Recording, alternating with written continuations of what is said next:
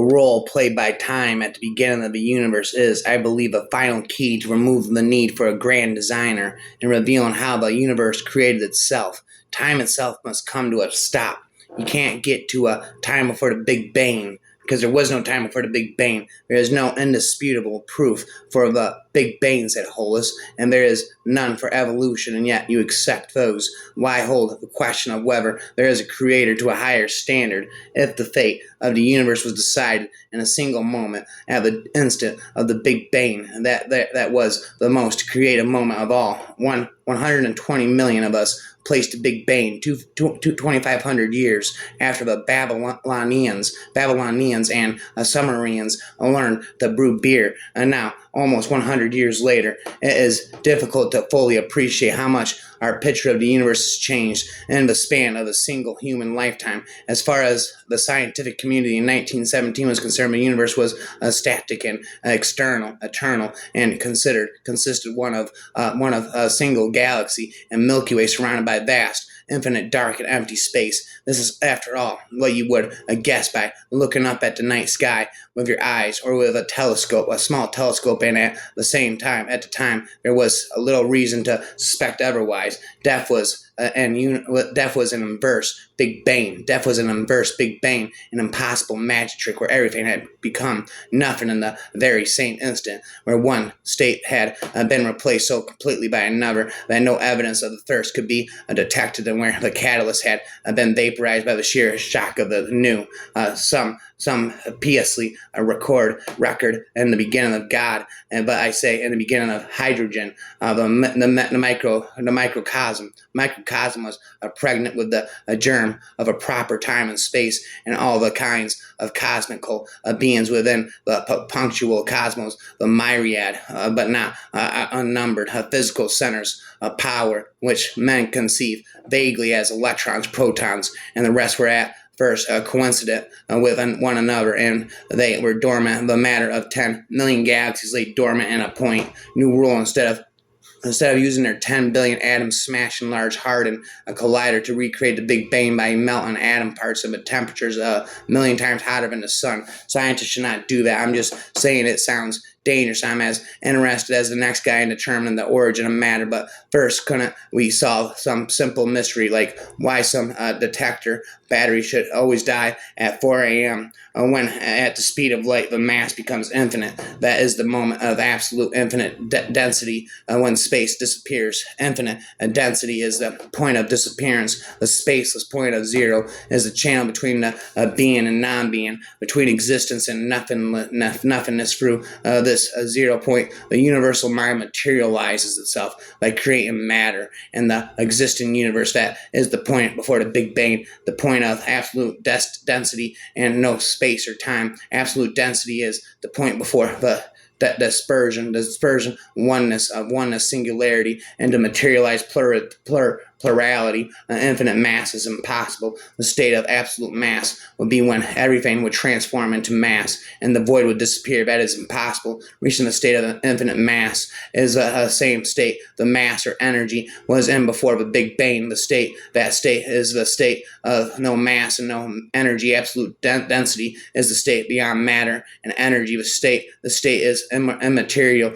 The effect of the infinite kinetic energy would be equivalent to the infinite mass possible. Gravitational pull and the Max Planck's vibration. The Max Planck's vibration, which as a source of motion is the source of the gravitational pull, without which kinetic and potential energy would be zero. At this point, everything stops at the speed of light.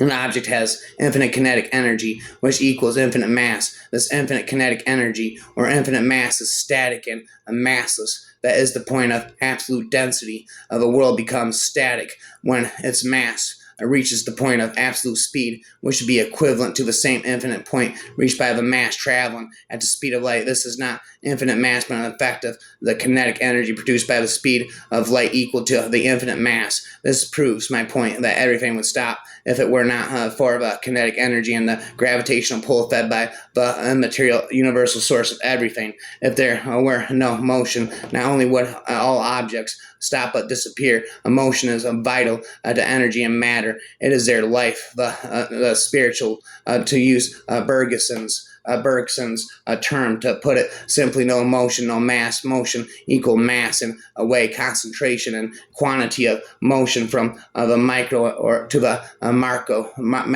The micro to the macro level equals the quantity of mass. The bigger the total output of motion from the micro point to the measured point, the bigger the mass. The whole family of the universe, omniverse, is kept alive and together owing to the primordial, universal, and material source, ultimate force, feed and motion, and the whole of the universe in its existence, with its underlying force, ultimate reality, and the basis of anything, the basis of everything. The Big Bang is wrong. Its formula proves it. Evolution is flawed. Its flowchart proves it. God is unfounded. Its scripture proves it. It is wrong to use a statement such as "there is no south of the South Pole" as proof that there is nothing beyond the point when time stops. Such statements may sound seductive, but they are not scientific, nor do they prove what they try to prove. It is wrong to apply the laws and states of our universe to the state before the Big Bang if we do not have the slightest idea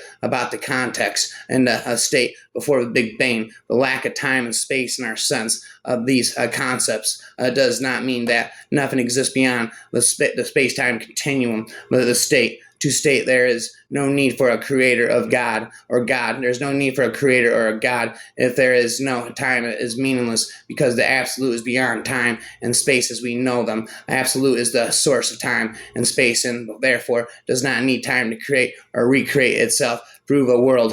Such statements are not scientific. They are just presuppositions and intellectual constructs that serve as fillers for the lack of accurate understanding or a fundamental theory explaining how reality, which is almost incomprehensible to the human mind, functions. There are laws of nature. We may describe the laws of nature, but still not wholly unravel and understand them to pronounce the scientific laws are equal to natural laws, or that they are an absolute representation of natural laws. Scientific laws do not yet cover, describe, and explain all natural laws, mysteries, and secrets. We cannot hide behind sincere nor talk in the name of science while proclaiming statements that are not scientific. Such statements are that there is no creator if there is no time. However, there is only a statement. A scientist named Stephen Hawking uses not a scientific argument or fact with scientific validity. The same goes for the South Pole, because such a statement is a logical fallacy based on the presupposition that there is nothing south of the South Pole, meaning there is absolutely nothing beyond some point of the material world, which is only a presupposition and not a scientific or natural law. Such statements may sound like analytic or logical propositions. Still, these are not analytic or logical propositions, but methods or tricks to cover up the loopholes of scientific knowledge and understanding with dogmatic statements. Science is a human construct. The scientific laws are as valid as our understanding at any particular moment. Scientific laws are not absolute. Scientific laws were human colors, regardless of how close we got to a truth. The scientific laws are still not 100% accurate and complete. If we do not possess absolute truth, the scientific laws cannot be final, or they may be representative of the truth up to the level of our knowledge and understanding, not more. We may accept the idea that natural laws govern everything in the universe and that these laws are in some way absolute. Still, we cannot hide behind scientific laws before explaining them. According to Hawking, scientific laws may be for our understanding of the world. His implicit message is that the creator is not needed. Such statements could have been valid if scientific laws were absolute, and scientists, including Hawkins, resolved the mystery of existence, the universe, and the origin and the future of everything. Since that is not the case, no scientist can replace the idea of the creator just by insufficient scientific knowledge. Only a scientist or anybody with absolute knowledge can dethrone the creator. If there is such complete knowledge, scientific or otherwise, proven that there is nothing beyond the point where time stops. Unfortunately, this kind of knowledge and understanding does not yet exist. The purpose of science is not to push the creator out of the picture, but to improve, define, and redefine scientific laws in its pursuit of truth. We must redefine and come to a consensus on what God, creator, is and what creation and recreating is. When we do this, we may take the gap between believers and atheists smaller, and we may realize that faith and atheism are compatible. The major incompatibility comes from the pre-programmed thinking and concepts based on religious books. Most of these concepts humanity accepts without a real consideration and analysis betting on the idea of a God that I call the stolen God. A stolen God is not a real God and cannot be used against the real God. God, if it exists, the idea of the stolen God gains most of its power from the fear of millions or billions of human beings belonging to the major monotheistic religions. Based on my theory, the absolute supreme being consists of the being and the non-being. The being is part of the absolute, and it's not absolute, but the being is that which was traditionally considered God. The creation of the world is almost equally contingent upon the being as it is upon the non-being of nothingness. Not only can God not be omnipotent without the non-being or absolute void, but the world's creation depends almost equally upon these two poles of the absolute. The being is the positive pole of the absolute, and the non-being is the negative zero. Zero is a wormhole between the absolute and material realm, a material reality of the universe. The zero as such is the source of potential infinity, the perpetual motion machine of existence, and in a way, the absolute itself. The creation of the world or omniverse is the creation or recreation of the absolute itself. Prove it two poles, two sides, or itself the being and the non-being without the creating. Everything is the non-being, creating is the savior of the absolute and the being. Otherwise, everything transforms into absolute nothingness or non-being, since creating is the creation of the creator, is the activation of the absolute potential to recreate itself in a new way. At the moment of creation, the being envelops the non-being and transforms into the world through the wormhole of zero. That is the creation of the world, or partial transformation of the metaphysical and the physical, although the physical is only an appearance, illusion.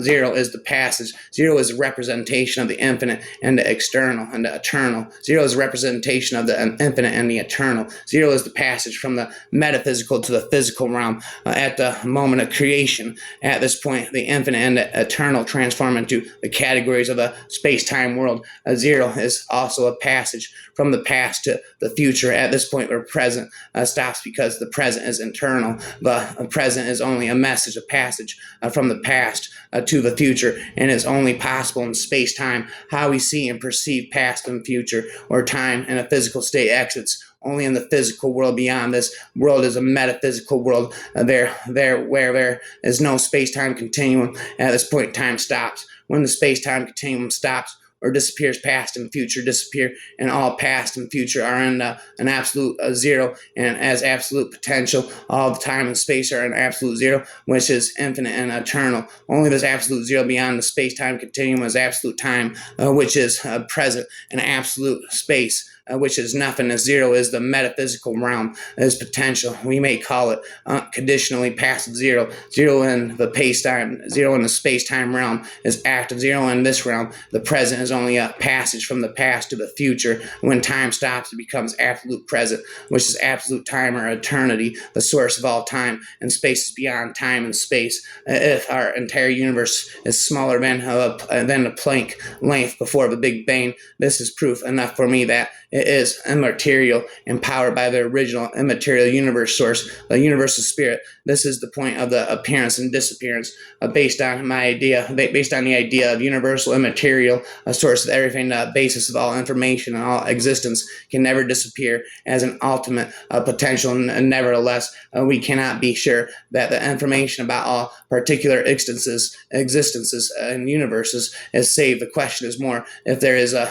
reason for that than if it is impossible, if it is possible, for example, if the whole universe like ours disappears, would it be necessary that all information is saved? The sole existence of the universe is information. The destruction of matter does not mean the original information on which matter functions can disappear. What disappears is the illusion in the form of energy and matter, but primordial information, or the source that provided information for form and energy and matter, is not the memory of what is created and cannot be lost. I believe what is used initially is saved, but the universe's memory is lost still. If we look at it from the point of absolute potential, the memory is not lost because it can be recovered or replaced, repeated in the working of the absolute potential as a recurrence. Absolute potential means that the same universe with the same life and evolution can exist again. The non-material world is the spaceless space and timeless time. In the non-material world, there is no time and no space. Paradoxically, no time means eternity, and no space means infinity. No boundary proposal is a proposal about an everlasting world, an everlasting world, and everlasting time, an everlasting world, and everlasting time. Everlasting means time with a beginning and no end. The concept or idea of eternal implies to no beginning and no end, no beginning and no end. Never stop speaking again. Never stop speaking and speaking again, and until the universe begins. The universe begins with speaking and spitting again. And because we cannot use our limitations and thinking to argue against reality as it is and not as we say it is. If we do not understand the idea of time is its totality, we cannot talk about time from the point of superior knowledge. Whatever has a beginning is not eternal. What is not eternal must have come from somewhere. The worst thing is to try to prove something counting on the idea that it came from nothing. It is also as unscientific as it can get. No chaos theory can prove this reason, and no butterfly effect can prove it, because nothing is only nothing and cannot be anything else except nothing. Nothingness cannot move to the nothing or create from nothing. The idea of infinite regress is absurd. The question of God cannot be reduced as to a cosmological argument. Either the ultimate question of reality is if there is a something or not. If we agree that there is something, then the question is if that something can come into existence from nothing. Wouldn't it be more logical that there is just nothing? But just the idea that there is nothing implies, at least linguistically, that nothing is something. Otherwise, we would not use the words there is. Again, language demonstrates how limited it is. We should conclude that this nothing is eternal. To prove that something is not eternal, we would have to prove that this something just appeared from nowhere and became something. The burden of proof here lies on atheists to demonstrate how something came into existence from nothing. This burden is the same on Bertrand Russell tried to impose on theists, a deist, or any believer. Why would believers be burdened with the burden of proving God, and disbelievers get away without proving how something, whatever we choose to call it, God, universe, world, came to be, that the matter originated just by itself, or was always there in the form of energy, and organized itself into suburbly sophisticated organisms, forming the universe borders on insanity. We can perhaps both atheists and those who believe in a higher source agree that there always was something. The question is how we define this something. It is much easier to prove that the something always existed than to prove the opposite. Scientists can deal with this something more easily, because moving back step by step, scientists will come to nothing. When they come to nothing, a spotless spot before the Big Bang, they will have to scientifically explain how all the reality, the whole of what we think the universe is, was contained within an immeasurable spotless spot. Once they find the answer, they will understand that this spotless spot from which everything originated is immaterial and spaceless. This immaterial being is the creator of all reality, and is the reality itself. Plotinus would call this reality intelligence of mind. We provided the frame from which scientists can prove that matter is a construct, program, and instruction of the universal mind, and the same program predetermines our perception. Our understanding of the world is contingent upon our experience, cognition and perception, quality in the system, in my system of thought, which is contingent upon the secondary in my system of thought, originally primary quality, since there is no matter as we perceive it or conceptualize it. There is no matter as such. The comment about this comment has been rapping a universe forever, never stop speaking never. Here is one more quotation representative of the way Stephen Hawking thought the role played by time at the beginning of the universe is, I believe, the final key to removing the need for a grand designer and revealing how the universe created itself.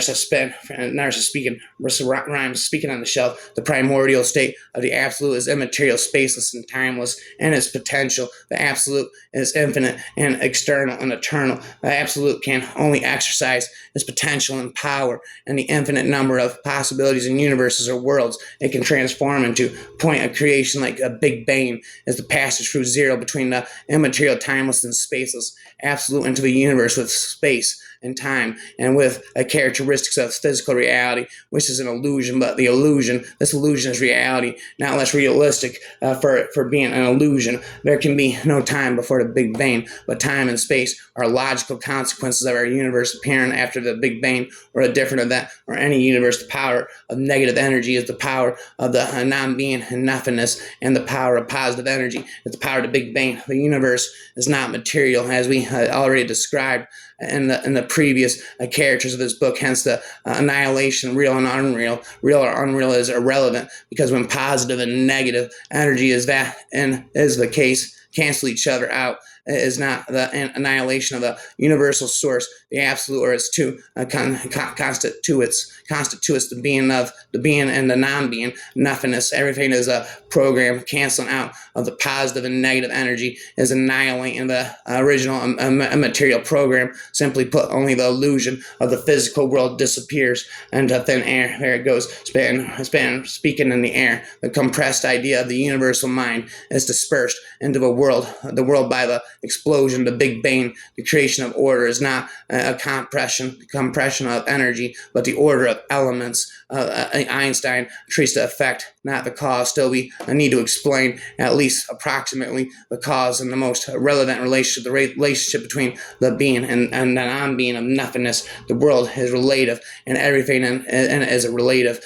but the effect of the world as we know it, the world is absolute in its primordial stage. This absolute world or universal mind also has the potential to create an infinite number of worlds or universes. The last division of the indivisible, which cannot be divided anymore, is the moment of disappearance. Universal mind creates energy and mass through the universal programming of reality. This reality has a beginning and end. It is not eternal and can disappear. Matter is the program of the universal mind. The point of something we call the Big Bang is the point of creation or recreation. Everything that disappeared is created or recreated again, not as an ordinary identical recurrence, although even that is possible in infinity. Nobody measured, and nobody will ever be able to precisely measure the spot from which the Big Bang started, because it is a spotless spot.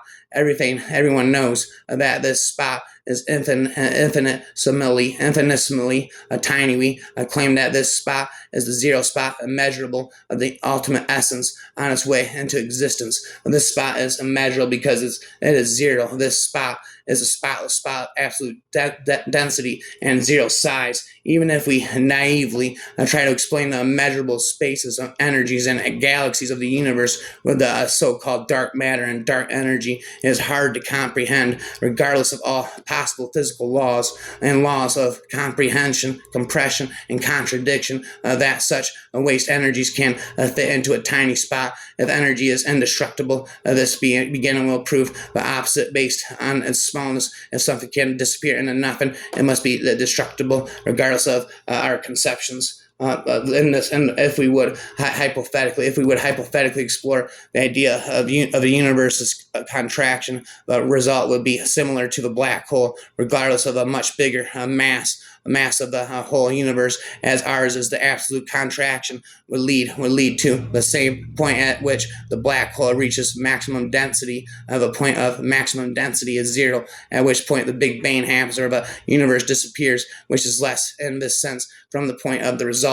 Expansion or contraction of the universe would lead to almost the same result we must admit that we do not know everything about our world. What we know is all that we can learn. We do not even know how much we do not know, and how huge the difference between what we know and what we don't. What we do not know is we do not understand quantum mechanics in a real sense. We do not realize what gravitation is. We do not know if there is only one universe that we think originated from a Big Bang, or if there are many other universes. We do not know what dark matter is, and we do not know what dark energy is, nor do we exactly understand the phenomena. We cannot say we cannot say that what we don't understand about the universe, or what we do not know about the universe, does not exist. Our ignorance about the myriad of unknown and outstanding issues does not mean that these issues are teapots orbiting the sun, or dragons, or spirits hiding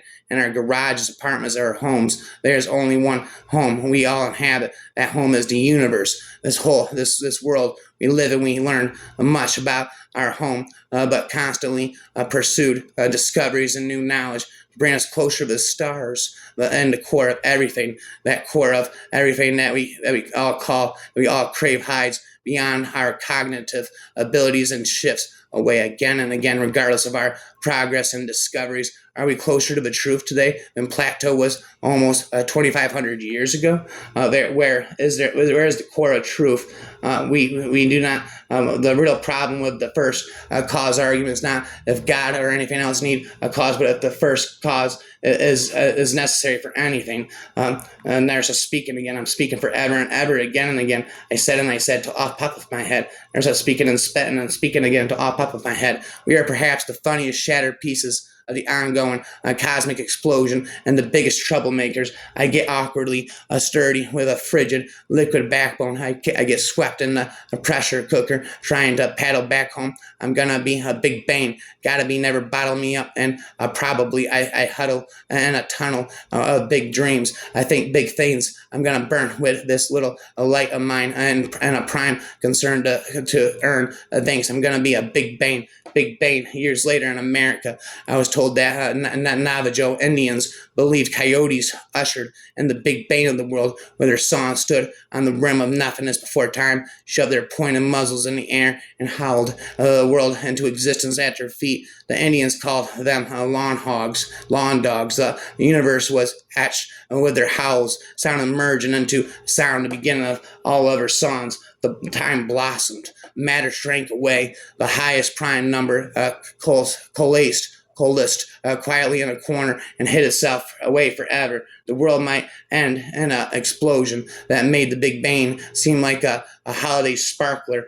Basins crowd together. They are social. They are other directed. Fermions want to be alone. They are antisocial. They do not follow other direction. The properties of particles are the properties of humans. There is nothing new under the sun. In the beginning and the singularity that preceded the Big Bang, there are only bosons, and the Big Bang introduced fermions. The Big Bang, the Big Crunch, will restore bosoms. Bosons, only universe bosons produce fermions, and fermions are then converted into bosons over the life cycle of the cosmos. This pattern, this destiny ultimately means that the left winners, the bosons, the fusions, will triumph. It's cosmic destiny. It is written in the stars. Literally, the Big Bang universe was caused by a mind and is contained by a mind, just as a dream is caused by a dreamer's mind and contained within the dreamer's mind. How can we define nothing, or how can we prove that zero exists to a small child? Endless loop. Christianity is the mother of science. If God has spoke the world into a being of a divine language, energy, alphabet, elementary particles, God's grammar, the laws of nature, all the scientists were upstaged at least 2,500 years earlier by John, Moses, David, Isaiah, Jeremiah, and other Bible authors. The Bible's prophets and apostles stated explicitly and repeatedly the two most fundamental properties of the Big Big Bang, transcendent, cosmic beginning, infinite time ago, in a universe undergoing a general expansion. Secondly, there is no necessary logical connection between natural processes and a supernatural causative factor. The relationship between the two is contrived not through any logical step, by a leap of faith. While there may be logical steps leading back to the Big Bang from currently observed phenomena, the last step from the initial singularity, or what existed before the Big Bang to God is not logical. It is actually in defiance of logic.